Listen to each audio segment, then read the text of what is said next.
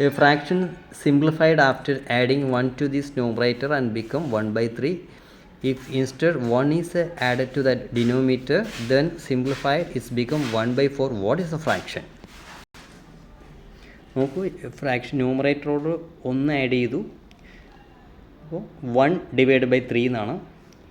അടുത്തത് denominator 1 add ചെയ്തപ്പോൾ 1/4 കിട്ടിയെന്നാണ്. എങ്ങനെയാണ് ചെയ്യേണ്ടത് പറഞ്ഞാൽ നമുക്കിങ്ങനെ ക്രോസ് ആയിട്ട് മൾട്ടിപ്ലൈ ചെയ്യണം കേട്ടോ. അങ്ങനെ ക്രോസ് ആയിട്ട് മൾട്ടിപ്ലൈ ചെയ്യണം. അതാണ് ഇവിടെ ചെയ്തിരിക്കുന്നത്. 3 ഇൻറ്റു എക്സ് പറഞ്ഞാൽ 3x, 3 ഇൻറ്റു 1 എന്ന് പറഞ്ഞാൽ 3, 1 into y is equal to Y.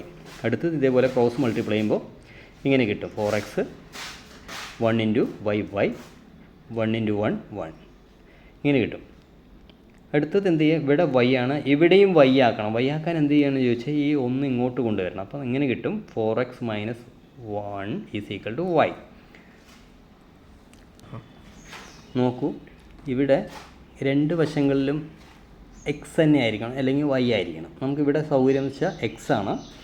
4x minus y is equal to, നോക്കൂ, 4x minus y, 4x minus 1 is equal to y കൊടുത്തിട്ട് വൈയുടെ വാല്യൂ പറഞ്ഞാൽ ഇത് കൊടുക്കുക. അപ്പോൾ നമുക്ക് എന്ത് ചെയ്യാൻ പറ്റും, ഈ 4x നിന്ന് 3x കുറയ്ക്കാൻ പറ്റും.